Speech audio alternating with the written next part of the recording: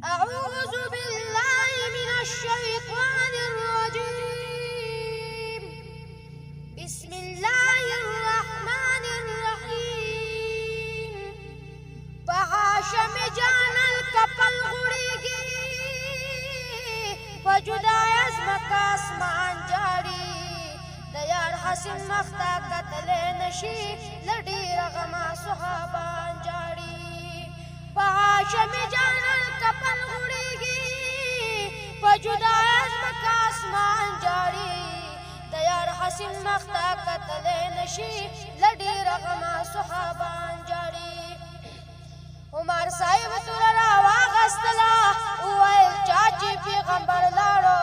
هغه دی پوی په دې خبره شینن چې په تیرو تورې سر لاړو محبوب وفات نه دی ژوندی دی غوره صرف د دنیا نه بشر لاړو په مدینه کې یو غوغا جوړه شوه نر ښځې ټول زړه ځوانان جاړي